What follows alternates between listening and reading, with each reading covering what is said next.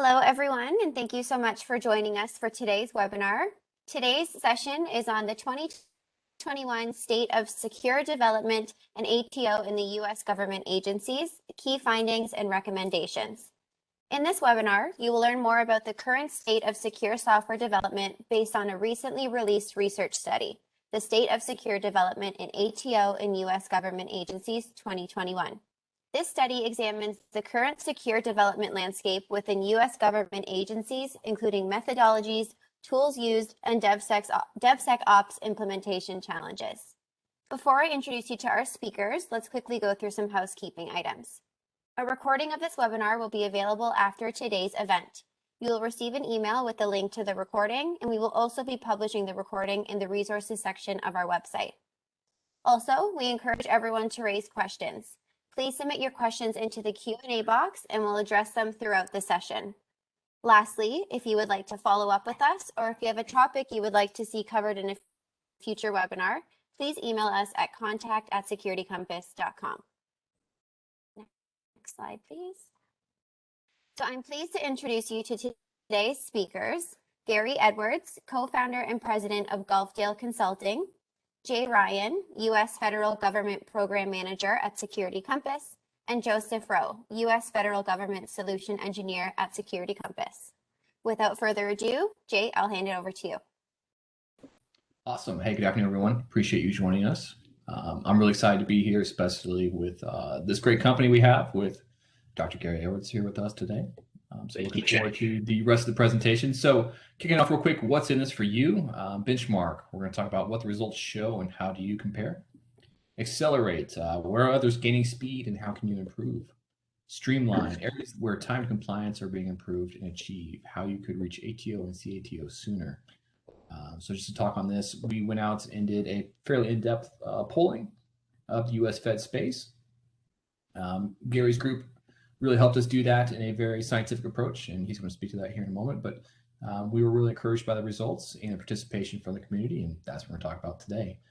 From a U.S. federal government representation slide presentation for SD Elements at Security Compass here, we're proud to support a number of customers across the federal government. This includes many across the Department of Defense, with Platform One, Kessel Run, and others, as well as a number of customers with unique missions such as Securities and Exchange Commission, and recently the Federal Bureau of Investigation. This year, we were proud to reach acceptance into the Iron Bank, really creating the availability of our hardened containers for any DoD user or Fed user for that standpoint. And we stand ready to support your unique requirements. We have a number of ways to make SD Elements available to you, to include both on the acquisition side as well, through a number of vehicles and partners. So that's us real quick in the Fed space. And then I'm going to hand it off now to Dr. Edwards to talk about what we're getting up to. Very good, Jay. Well, thank you so much. Well, certainly that slide that we just showed demonstrates your right to have an opinion.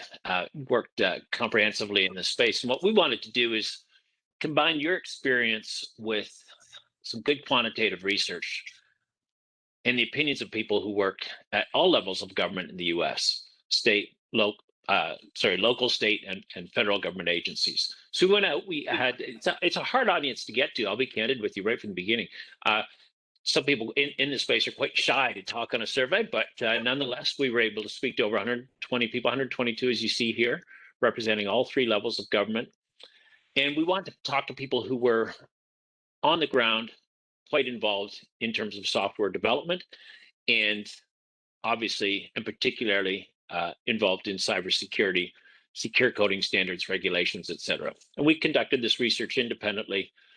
This is part of a series of research projects we've done in conjunction with Security Compass. We've looked at DevSecOps, we've looked at cloud development, threat modeling, et cetera. And so I'm really pleased to be able to share with you today, Jay, the results from this particular study focusing on US government agencies.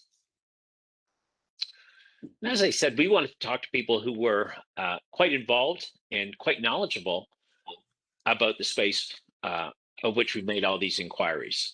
So lots of folks, I won't read slides for you. You can see here, lots of folks not just involved in cyber information security, but in software development. We talked to a lot of software developers, the IT infrastructure, back office, some involved in compliance, acquisition, purchasing, et cetera.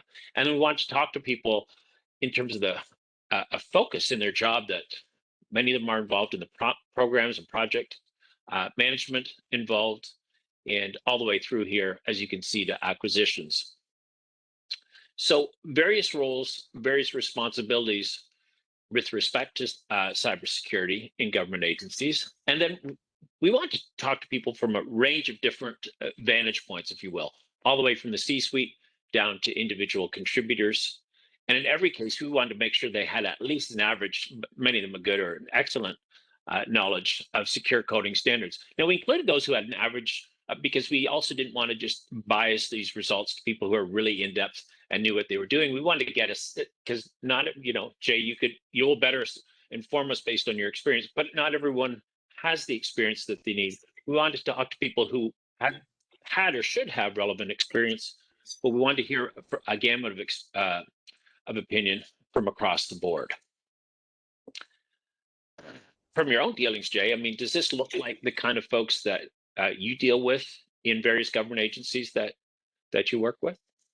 Yeah, it does. And I really appreciated the approach that you guys took with this, Gary, and in your ability to educate us on how to really accomplish this. So we actually, instead of getting the large one-sided mix of the high-level CIOs, CSOs, and those who were kind of on the abstract approach to it, we really wanted to get down to the meat and potatoes of those folks who actually implement, DevSecOps and DevOps and their actual software development towards ATO on a daily basis. So I think with your guidance and the way we structure the questions, especially the initial qualifying questions to determine the right personnel to answer this, which you're seeing here, I was incredibly encouraged by the 40% response from the managers or senior manager element versus that kind of lower segment of the C-suite and kind of mid-level blend. I was real happy with that. Excellent. Yeah, we wanted to get a range of opinions. Good policy, good practice always involves getting a good range of opinion. And I think we've accomplished that with this study. So in addition to that, we wanted to make sure different levels of government were represented. I was quite pleased. Again, a challenging audience to get to, shy for obvious reasons, if you will, but we spoke to 28 folks, for example, within the US Department of Defense, 53 federal employees overall. And you can see here, balance that out with also state and local agency experiences. And as we go through the results, you're going to see sometimes there's a uniformity of view across levels of government. Sometimes there are differences. We're always looking in research for differences that make a difference. We think some of those differences are part of the insights that we can provide here. So we're going to talk through the various methodologies and tools used, the priorities, key findings, and what the future holds. Anything else you'd want to comment on in terms of what we can accomplish here today, Jay? No, I'd really say we really carefully crafted those survey questions. So the responses I'm very encouraged by. I think we got a number of great insights into the areas, especially around speed for DevOps, ATO, the individual approaches for obtaining ATO, and overall compliance. So I think some of this is of great importance, knowledge-wise, that we're going to walk away with. And the big one I look forward to talking towards the end as well is what we're seeing for the future of DevSecOps. So good conversation forthcoming here. Excellent. All right, so methodologies and tools. In learning more about methodologies and tools, we wanted to see the representation of organizations that are still working within waterfall approaches versus those who have move toward more agile and hopefully DevOps, DevSecOps, which we're kind of really leaning towards operationally wise. So it was important for us to also ascertain as well where these elements were suffering from tool fatigue, as been pointed out in other industry DevOps surveys, and kind of challenges being faced in really simply implementing operations. Yeah, and so here we see, Jay, one of our first results, exactly to your point. I'll leave it to you whether you find this encouraging or discouraging, but we've got a fair uniformity across levels of government, that we've got just over a third, 4 in 10, if you will, who are using a DevOps or DevSecOps approach. And then you see there's still quite a range of approaches out there.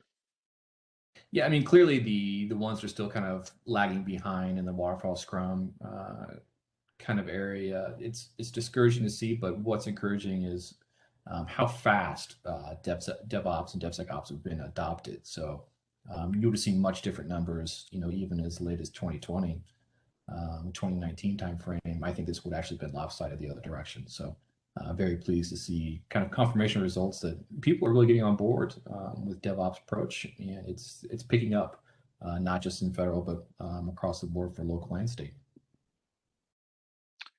Excellent. Well, we did ask, Jay, we wanted to know what the challenges are, wanted to hit that right away and get insights again, right from that front line all the way up to the C-suite. What are the things that you're facing that are really primary? And what I think stands out here is all of these things are challenging. The things we asked about, everything from budget constraints to securing DevSecOps, the infrastructure and pipeline. But the interesting difference that makes a difference here is the number one challenge people seem to be suffering at all three levels is just budget constraints. And then a sort of uniformity of views across all of these other areas being fairly important for managing legal and regulatory compliance controls all the way through again to securing DevSecOps infrastructure and pipelines. So again, budget clearly the number one. Any surprise there? No, because we were interested to see if any one of these would emerge as a primary leader, and seeing that they're all kind of the same concern-wise across the board for at least the four answers here, or excuse me, five to the right of the budget constraints. It just shows me that the industry is taking all of this from a holistic standpoint very seriously. I think budget constraints, the reason why that's the number one is because all of these other areas are affected by that. I mean, you can't pay for training, you can't pay for personnel and talents, you can't buy the tools, the infrastructure, if you don't have the budget. So I think it's very probably natural of that to be a kind of a leading response. Interesting. Now, we also asked the number of tools that folks use and employ in their software development. And what we see here is quite a range from very few are saying they only use one tool, a platform, if you will, but I think that 5 to 9 sweet spot is pretty high.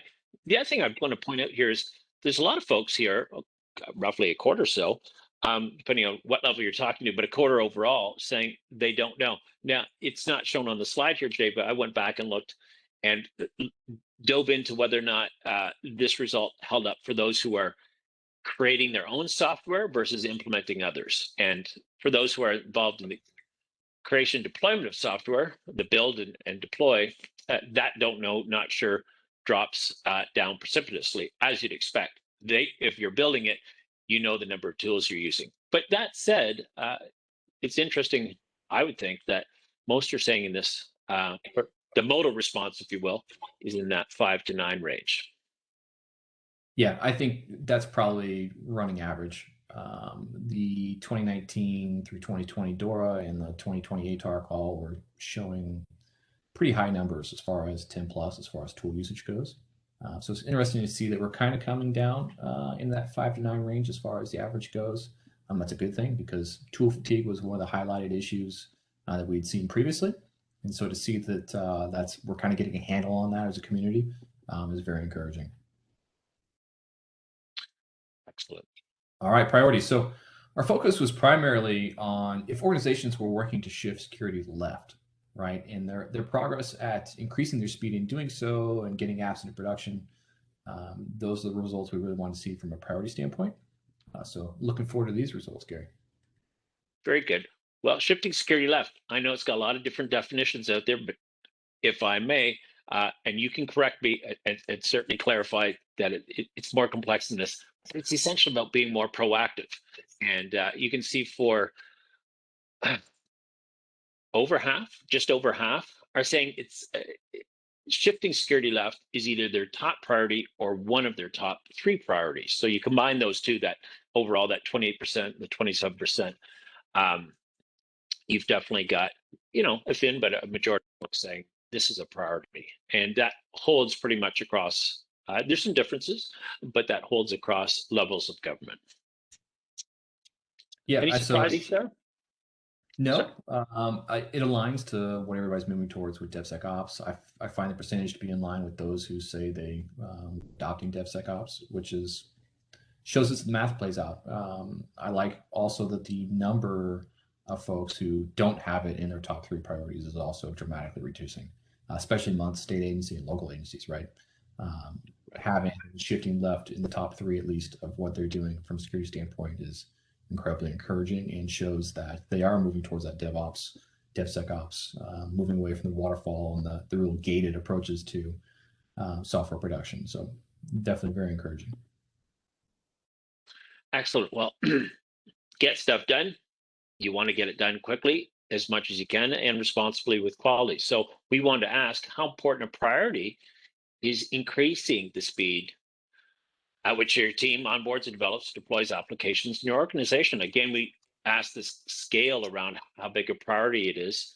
And once again, we see close to the same results. We've got a little over 50% saying it's either their top priority or one of their top 3 priorities as an agency. Yeah, and again, this is going to vary. There are a number of folks on the DoD side where deploying software at the speed of relevance is critical, right? That's the goal to get everyone to. I think a lot of state and local folks are probably going to have a little bit more leniency with the speed at which they can take to deploy software. But we are showing a positive trend here with it becoming a top priority or one of the top 3. So very, again, encouraging if I'm going to overuse that word today. Yeah, you can see here the federal agencies. I think this is a difference that makes a difference. Everyone's saying it's a priority, but among federal agencies, that top response that this is our top priority, standing out a little from the others with over a third, 34%. So speed, pretty important for a lot of agencies. I think we might have a poll here, Gary.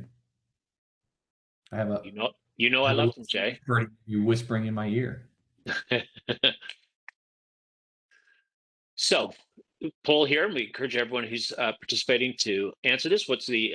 You can just click on an answer, and make sure you hit the submit key, the submit button rather, down on the bottom right. What's the average time your agency organization? What is the average time your agency organization takes to deploy an application to production? Now, it says your answer may be recorded. Again, these results are anonymous. We're not going to call anyone out. We just want to see some of the percentages that come up. Yeah, we're on a timeline. We're not looking to get into an argument. Jay, I'll leave it to you to decide. Speed's important, even on a webinar. How long we leave this open and then before we move on. Let's leave it for a minute. I think we're good to go.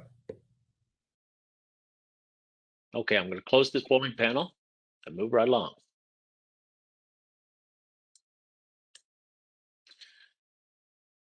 Speed translates into how long does it take to deploy something? And we asked what's the average time at your agency organization to deploy an application. Quite a range here. I mean, some folks are claiming, you can see here, 15% overall claiming they can do it in up to a day. I think it's probably a little bit in the eye of the beholder, which is there's applications and there's applications. There's a little, it's the 3.2.1 versus major release, et cetera. But nonetheless, we wanted to get a sense of this. And there's a lot of folks saying more than a day up to a week, but right to the other end of the spectrum, Jay, I was just kind of surprised as a researcher, not a practitioner in the field, just to see the variety of responses here. Lots of folks saying, almost 1 in 5 saying, yeah, it takes us more than 3 months. So that to me was surprising to see the lack of uniformity here. And I'd be curious to hear your response to that. Yeah, so I mean, more than a month, 25% at least are taking that long, right? With a larger number going more than 3 months. So that's definitely concerning. Everybody now kind of in the modern commercial space is really moving towards that elite level. They're doing multiple releases a day when they're really hitting kind of that mature DevSecOps positioning. But to see inside the Fed and government spaces where it's taking more than 3 months to deploy software, that still needs work for sure. Gotcha. Well, speed's important. The old adage, Jay, you can't manage it if you don't measure it. So we want to understand how many people are currently measuring the speed with which their team produces software. And we just wanted to find out, do you measure it? And so here's the answer to, do you measure it? About half are saying yes with some sort of focused metric or tool. Lots of folks are saying no. And then some are saying, 1 in 5 are saying, yeah, kind of yes, but indirectly. Any surprises here in terms of the measurement of speed? Yeah, that so many people are not measuring it is definitely a big surprise. Especially the ones that kind of said yes indirectly. Then might as well be a no. Again, like I said, the old adage, kind of what gets measured gets monitored, and for it to really increase inside of DevSecOps and really kind of hit that critical mass to where you're working towards how fast can we ATO, how do we get there? You really need to be driving with some type of KPI or measurement that's really buttoned down to push your process along. So the one thing we want to do is just, when we see results like that, we like to dive in a little bit, if you will, kind of like the notion in research, we call it cross dive, but we're just looking at one question as it relates to another. Do you currently measure speed? The question we just asked. But then we look back and said, well, how does that vary depending on how important a priority is it for you? And these results were not surprising to me, but I thought they were pretty compelling, so we've included it here. If you said it was a top priority, you're more than likely, you can see 72% here. If you said it's a top priority, then you're going to measure the speed at which you can get it done. If it's one of your top 3 priorities, you're more likely than not, but still, I was surprised it wasn't even higher, but 56% saying, yeah, we measure it. But what's clear here on the other hand, Jay, if it's not a priority, you're probably not measuring it. So to me, this wasn't surprising, but it is kind of compelling. Love to get your reaction to it. Yeah, so I mean, previous slide, we had, what, 40% saying they're measuring their software. But here we have 72% of people saying it's a top priority. So it's kind of a mixed bag at that standpoint. We can say it's a top priority, but until as a community, we really start, I think, getting higher numbers as far as measuring it and working on the Fed and government side as diligently as those folks on the commercial side do towards moving towards faster deployment of software. There's a definite delta there. Gotcha. Well, we wanted to ask then, how long does it take you just to define the security and privacy requirements for new software? Again, saw quite a range here. Certainly not uniformity in terms of view. But again, some folks saying less than a day, but quite a few. Overall, you'd see 24% here saying it's 14 days or more. So over a couple weeks, I shouldn't say just, but to define those requirements. Surprised? No, mostly because, I mean, we're biased here at Security Compass, being that SD Elements, our primary product, shameless plug there, is a key product towards, reducing the time it takes to define your security requirements. So one thing I did think when I went back rather to study this, was maybe we should have had a delineator in this 1 to 6 days. Not that it would have made a big difference, but like maybe some folks fall in the 1 to 3 versus the 4 to 6 kind of window. Since we see such a broad response there to that area. But honestly, if you're taking longer than a week to really drop in and define your compliance for NIST 853 or any of the other NIST standards, or maybe you're running PCI or somewhere else, there's so many better ways to do it faster and to organizationally help automate that, which moves you towards ATO and speed for deployment. So I'm not surprised about these results. And I think it shows that we can still do better. Yeah. Well, I don't think it was shameless. Your plug is really just that there continues to be a market need to move this timeline along. That's why you exist. Nothing wrong with that. And then similarly, that was for new. How long does it take for existing software? And you can see here a very similar result. We've got, if you take the 7 to 13 days, add on the 14 days or more, you just look at the overall, you've got 44% of people in that bucket, almost half, saying it takes longer than 7 days. And that's for existing software. Yeah, I mean, if we compare this also, I mean, it's not, it's probably apples and oranges, but if we compare this as well to some of the previous data we have on how long it takes to deploy, I mean, this is a big component of probably that deployment timeline as well. So there's a lot to be gained here by reducing this window of time. Right. This one surprised me. It's such an advanced and sophisticated area that when we asked how do you currently deliver secure coding requirements to developers, we've got like half of people saying, "Oh yeah, got a spreadsheet we're working." Almost half are saying, "Yeah, well, we emailed you." This surprised me, Jay. I'll just be honest. And I shouldn't make light of it, but I just thought there would be more sophistication in the approach to delivering the requirements. Yeah, this one's my favorite every time, Gary. It's the old Excel sheets and sending Jira tasks by email, rather, not by Jira, dev tasks by email, seems to be the easy default. I know there's a lot of other tools that developers use to manage their backend, and they work in that. And sometimes when they're talking back and forth amongst each other, it's easier to email or to even drop things through Slack. But when it comes to an official program of record, security-wise, inside of a DevSecOps flow, running on spreadsheets, running on email, sharing tasks, that's time. That's making it hard to track and task manage. There's a lot to unpack here as far as the impact of what we're seeing with this response.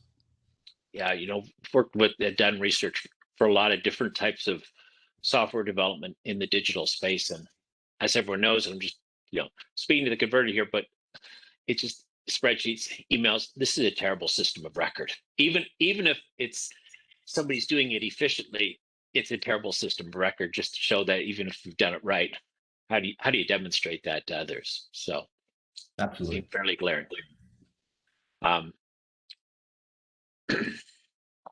Let's do a demo. You've got some. I'm going to stop sharing my screen here, and I know you got Joseph standing by, and I'd love to see personally, and I'm sure the audience would. Just so, how are you helping to address some of these issues? Okay, awesome. Thank you, Gary. And again, thank you, everyone. My name is Joseph Rowe, and I am a solution engineer for Security Campus at the Element. Let me go ahead and share my screen, and we'll get started here.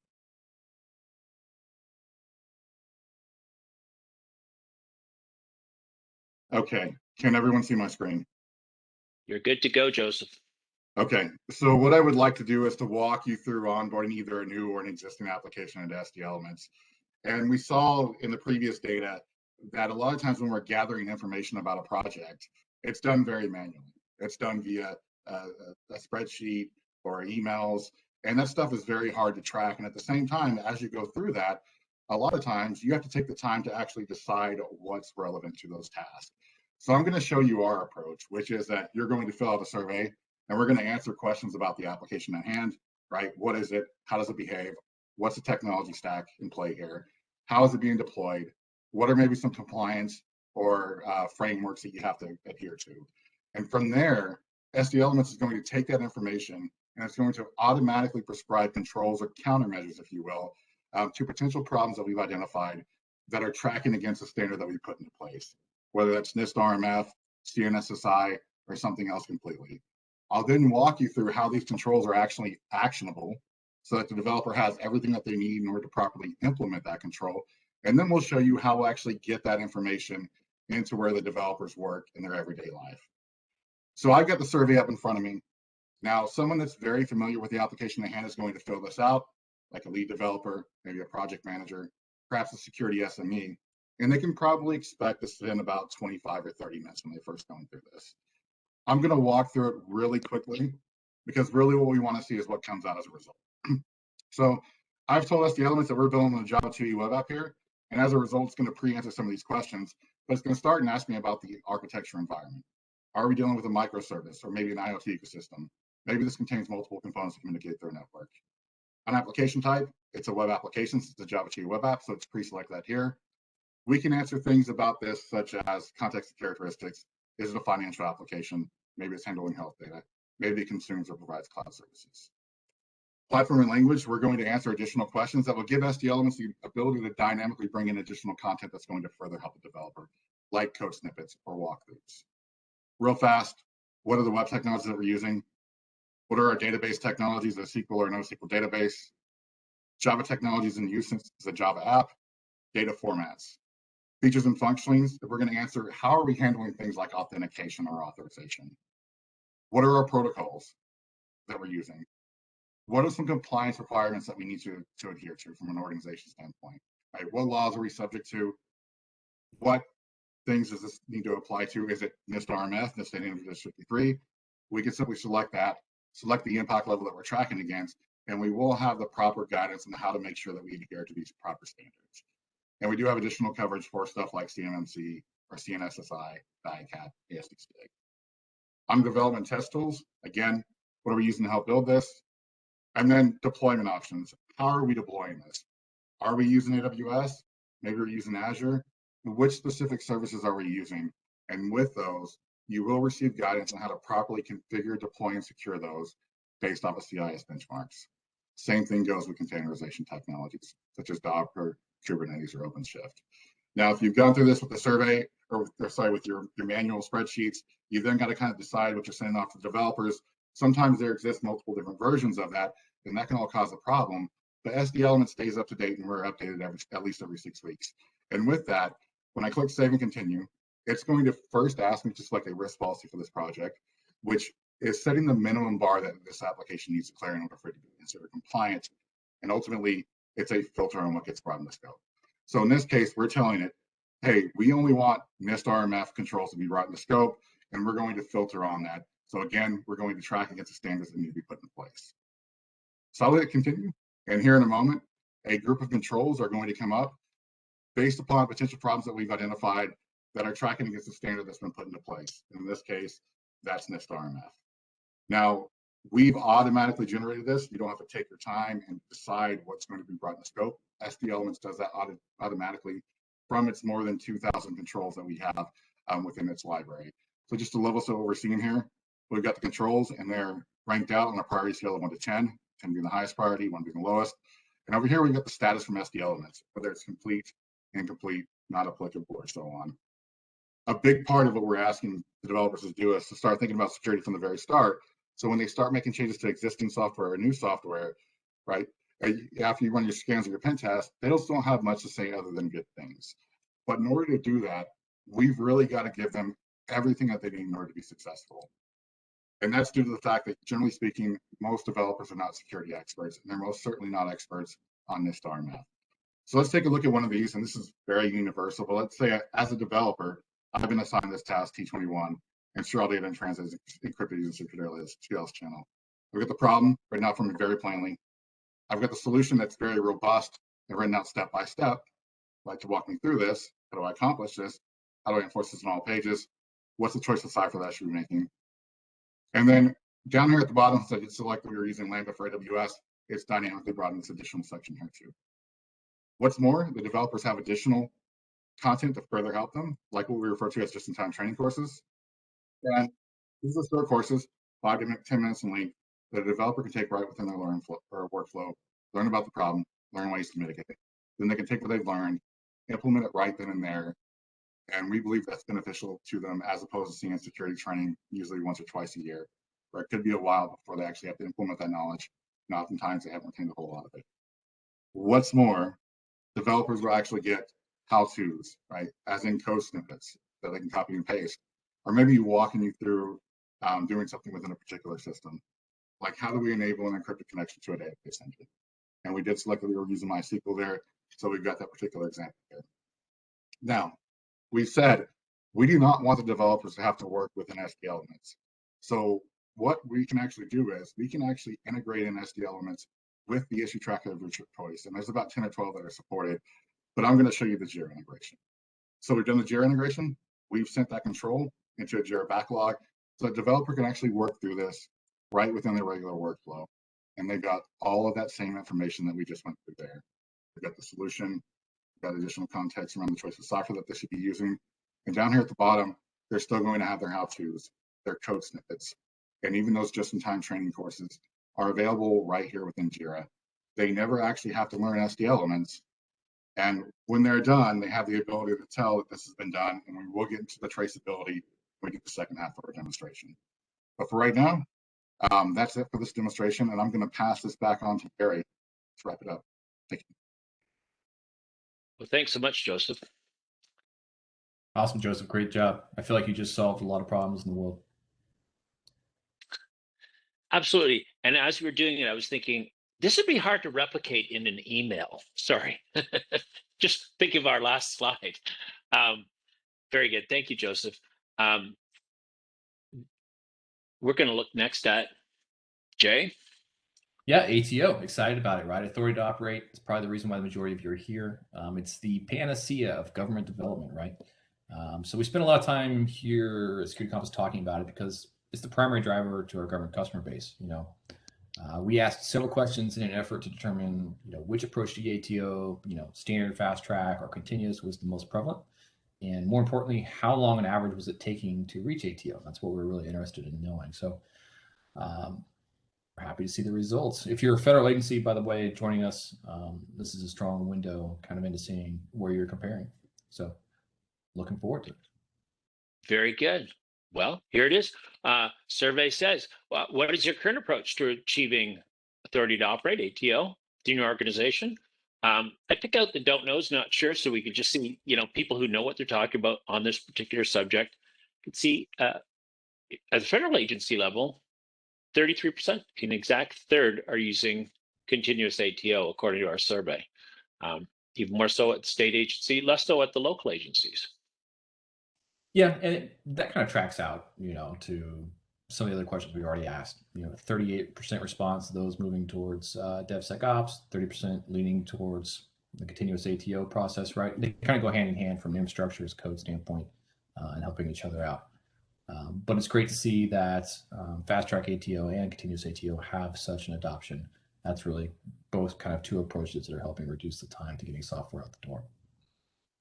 Excellent. Well, speed of time and speed rather, the time to achieve authority to operate. And here we see, well, that mode of response in the middle, 2 to 3 months, but again, quite a range here. Some claiming just under a third, claiming overall that it takes them less than a month, but all the way to the other end, almost a third. Well, 28% saying 4 or more months. So quite a range here. Yeah, so I think what we're really seeing is a large number of folks are still in that 3-month plus window, which we got to get faster. And again, with the respondency kind of pairing everything out versus our state and local respondents, it still pins out that it's taking a long time to finally get through that security gate, so to speak, to get authority to operate. So that's a major hurdle, continues to be a major hurdle, and still working towards getting faster. Yeah, it correlates, as you said, Jay, just to build on that, it correlates with the results we just saw. But are people happy with it? Are you satisfied? Can't do a survey without asking, how satisfied are you? And here we've got some interesting results, I think. Just how satisfied are you with the amount of time it takes you to achieve authority to operate? We've got a fair number of folks who are actually either very or extremely satisfied. You can see here overall, almost half. And if you add that satisfied, now, here's the interesting thing about survey results, Jay. I know satisfied sounds positive, but in all my experience, and I tell you, there's over 2 decades of it doing survey research, satisfied, that middle percentage, it really isn't something positive. That's just somebody saying it's okay. And in most experiences in life where you're trying to achieve something just okay or average or yeah, I'm satisfied is not a positive result. But it gives a place for someone to park their answer who's maybe a little ambivalent. So I look at the satisfied and the partly satisfied and the not all satisfied. I kind of put those, and this is again speaking of experience, not necessarily just in this area, but in many areas where we've tracked satisfaction. I put these in the negative category, which is most things that are important. You want to be a little more amped about it than what we're seeing here. Yeah, exactly. Any surprises for you? No, this aligned up with kind of the responses for fast track and CATO, right? So I think those that are marking themselves as extremely or very satisfied here are the ones who are probably rolling with the CATO or fast track ATO and are probably in that less than 1 month window. What I see here, again, like you're saying, those that mark satisfied are likely those that we talk to on a regular basis that kind of don't want to poke the bear, right? I don't want to say that I'm really unhappy here. So let me just mark that middle ground. So I kind of agree with that assessment as well. But this would be a great time probably to launch our next poll to ask those here attending with us, are you satisfied for how long it takes to your organization to achieve ATO? There it is. Choose A, B, or C, 1 month or less, 2 to 3 months, 4 or more months. and be sure to hit the submit button. We'll leave this up here for about another 30 seconds. A lot of correlation going on here with some of these questions and responses that I'm seeing now, Gary, now that we kind of put the pressure on it to review these. Yeah.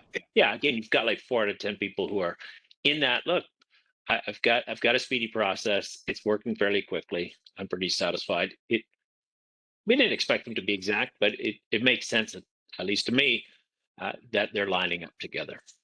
Yeah. And here we go. Ooh. These seem a little less than satisfactory. I'm not the expert, Jay. You got 80% of people saying it's 4 more months.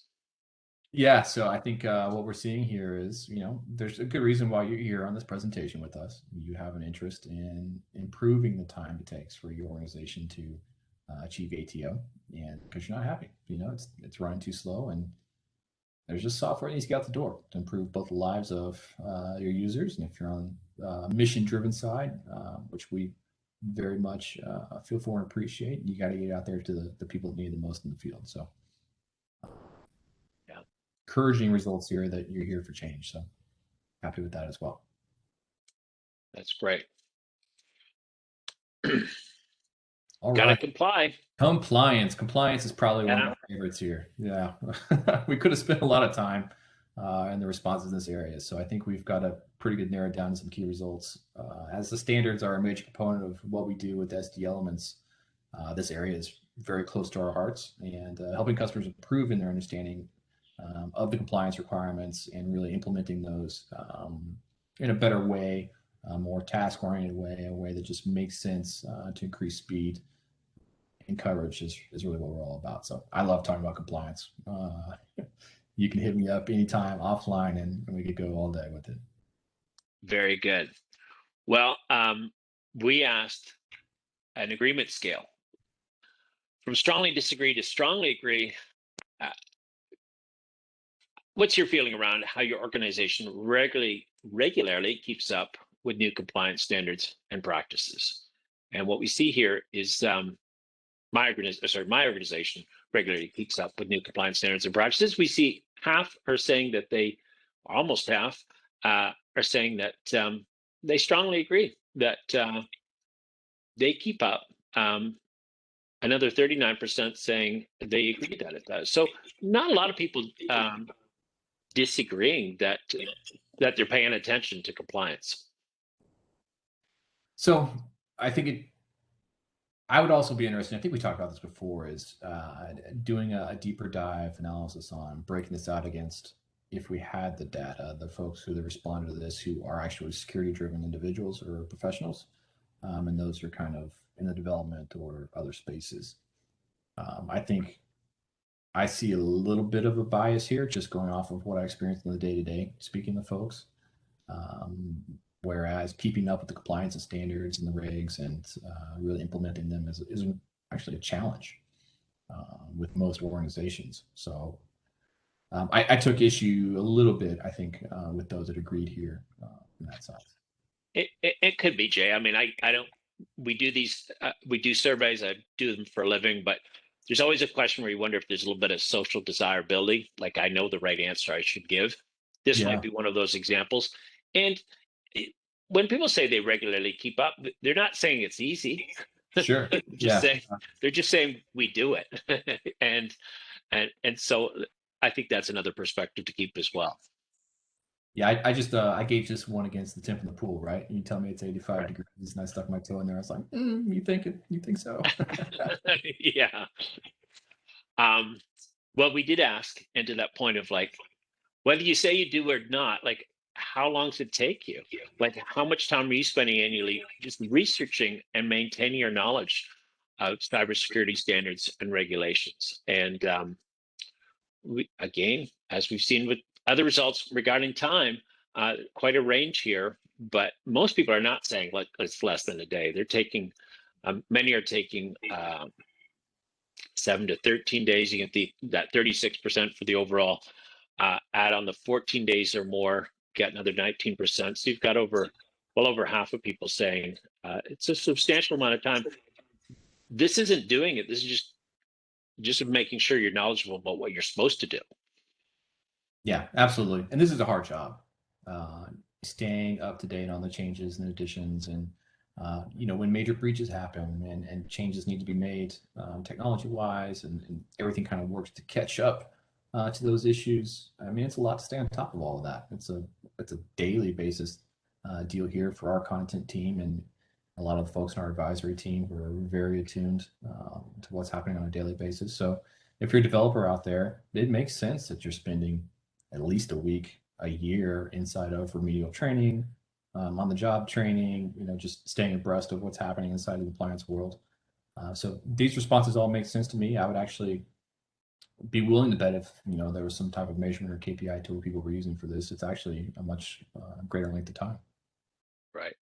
Well, again, and I'm not doing a shameless plug, but I always look at, so what do these results say? And then what have you built? Like, what's the market need? And to me, this one makes pretty clear from what Joseph just showed, that having it, two things, just in time, but also just in the right place, it kind of becomes obvious why you've built that capability, because going away for a week and studying something and then coming back to actually implementing it, 300 days later isn't quite the same as, look, I just need to know this and I need to know it right now. Seems to make a lot of sense why you've built what it is you've built. Yeah, it does. The just-in-time training gets a lot of response, especially from the dev side. When we show that to folks, it kind of blows their mind a little bit. You see them light up, and they engage very well there with the JITs. Because, you spend a lot of time external of what you're doing. It's right there in your task-focused progress. And if you need help with something you don't know, you don't have to think back to that refresher, training you took last year, 6 months ago, et cetera. Try to go back and find your notes. Hey, there's this one problem here. I wrote a piece of code to fix this. It's all right there in the product. So we definitely get excited talking about that as well. Yeah, I could see why looking at these results. Another poll comes up. Which compliance standards do you use in your software development life cycle?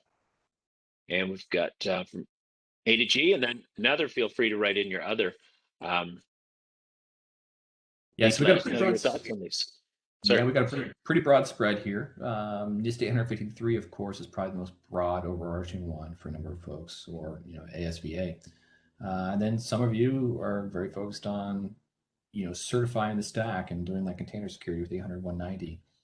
And we just spoke this week to another customer who's very focused on possibly FIPS 140. So out there building stuff for cryptographic modules and cryptography and everything else. So, and Joseph highlighted, but we do have a number of other federal and government specific overlays, such as the CNNSI, which allow you to kind of take NIST 853 to a next level when you're working on other program related opportunities there. So across the board, we have a very robust content team that really develops these out. Excellent. There we go. You had called it, Jay. Here it is. If I were a betting man, that would have been a good one. Sure thing. Yeah. There it is, 80% of the NIST 800-53.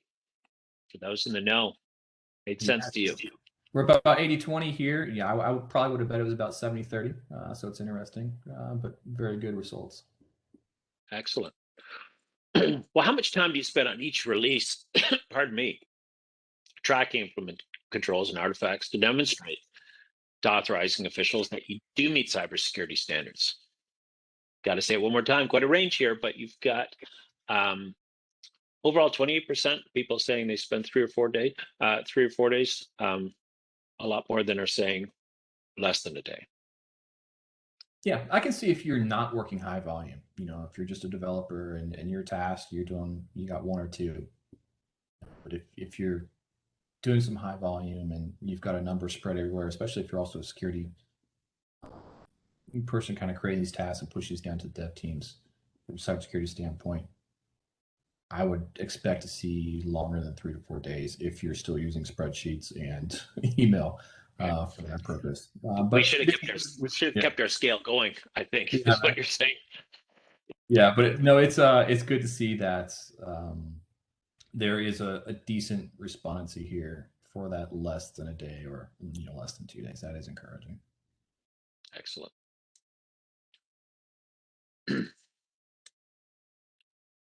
How do you currently track implemented controls? Quite a few folks don't know. I think sometimes that's a result in itself. So I just want to call that out right away. Almost that there are people saying, I don't know. But again, the majority are saying it manually using spreadsheets. Yeah, again, attacking the spreadsheet.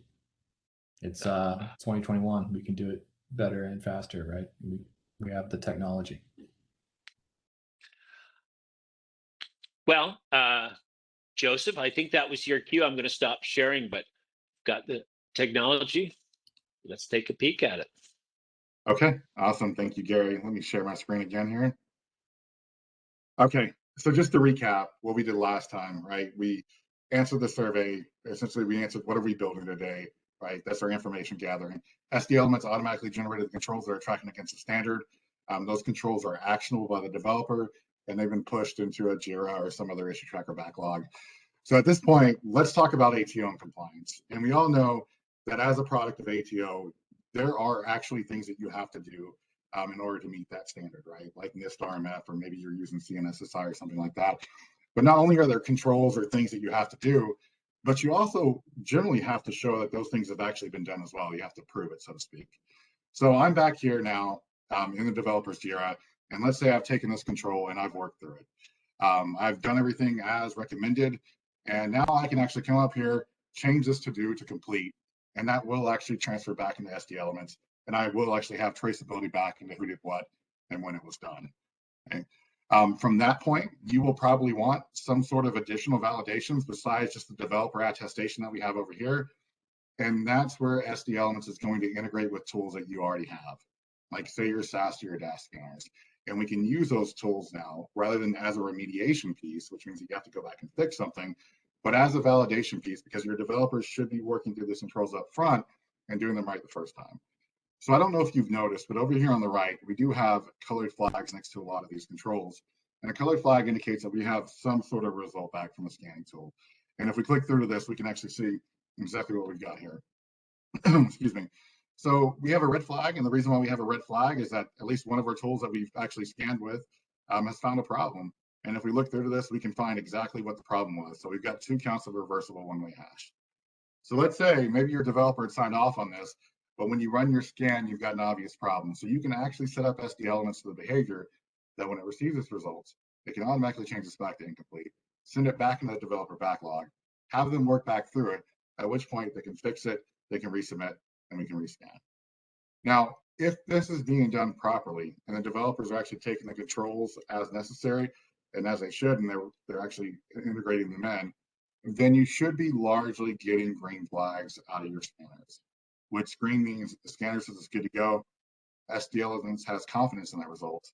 And then we've also got the developer attestation as well over here, and we will pull both of these things together when we get to the reporting. Now onto the reporting. There are a number of different reports that you can run from SD Elements out of the box. There's 5 in total. That'll give you varying insights into your project as it kind of matures along its way. There's one that I'm going to show today, and that's the compliance report. And we have a number of different frameworks. There's about 70 in total, but let's say we need to see where we're standing in regards to NIST 800-53 Rev 5. And I can download this report and get a snapshot of where my application sits in regards to this particular standard in a matter of seconds. And as it comes up, it's actually going to break this down section by section of NIST, show me what's been assigned or prescribed from a control standpoint, and then where it is from a completion standpoint. So let's kind of walk through this quickly. So as we go on further, we start with AC1 and AC2. We don't have anything assigned from there. We didn't really fill out the survey that far. But when we go down to AC21 here, right, we get a brief description of what this is. And we can see that we've got a couple of controls that are in scope, one from architecture and design, a couple from the activities phase. And not only do we have the controls that need to be done in order to satisfy this section, but we've got the information on them as well. Like this one's a priority 7. It's currently incomplete from SD Elements. It was last modified by me. It was last modified on this date. Our scanning tool has it as a partial pass right now.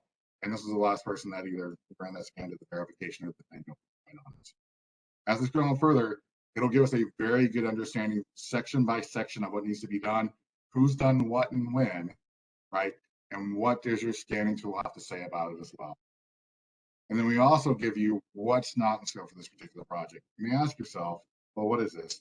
So we're saying that these things could be in scope for this particular section of NIST, but they're not in scope for this particular project because of either what the application does or the technology it uses, basically how you fill out your survey. So we leave this here as a checkpoint. Now, when we talk about what some of our other customers have done in regards to achieving continuous ATO, which a few of them have, now a lot of them have achieved more rapid ATO. We saw how long that takes in the data, but the way that they've gone about doing this is they've actually required, in a lot of instances, that whenever a developer or whenever changes to existing software or new software are made, it's got to run through this process. So to go through the survey, controls are generated, they're worked through within their issue tracker, and then they run their scans.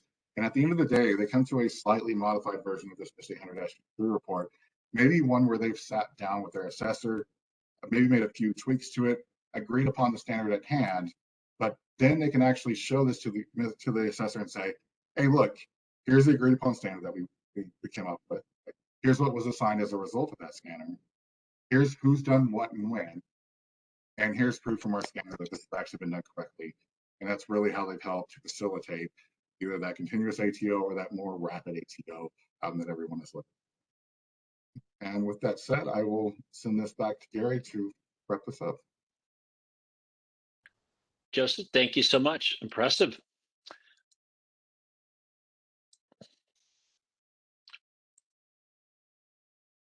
Just got a few minutes. Jay, tell us the future of DevSecOps. The future indeed. So we asked some great questions about where everyone's focus was at. So I'm looking forward. Gary, if you want to click it next, we'll see some of the results here. Yeah, we had people rank the developments they see as having a major impact. And, you know, 1 through 5, you look to the far left here, cloud advancements, number 1. All of these are important, and you can see a range of opinion here, but cloud advancements is similar to a result we recently did for another cloud deployment build and deployment research that we did for you. So it wasn't a surprise to me because I've seen results like this from a similar study we did. Any surprises for you, Jay? You know, I was intrigued by the fact that ATO reciprocity wasn't a larger item. Cloud clearly is going to be of major interest always. We're very much on top of, you know, the SBOM and what's happening there. We've got some great things coming out in the near term, I think, around that. We'll be speaking to here in the future. But really speed-wise, to really get the rest of the community up to the CATO standards, I think, personally, my opinion is infrastructure consolidation and ATO reciprocity are low barriers that have the biggest bang for the buck. So I would have expected to maybe see higher results there. Gotcha. We've just got a couple of minutes to go, and I don't know if we've got time for 1 or 2 questions. Otherwise, I'm sure people will get back to you if you've submitted questions and we don't have time to get to them. But yeah, we had a couple of QA ones come in. Robert, hopefully we answer your question. Yes, we do support digital AI with an integration for tracking there. So hopefully you got that answer, and if not, you can connect with us offline as well. Michelle, you ready to jump in on this?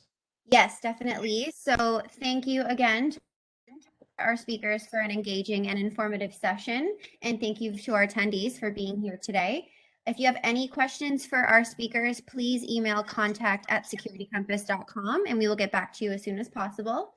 Once again, we will be sharing today's recording via email. And as the webinar comes to a close, you will be directed to our research report on the survey's findings. For any upcoming webinars, please check out the resources section of our website to learn more and register. So enjoy the rest of your day, and thank you all so much for being here today. thank you.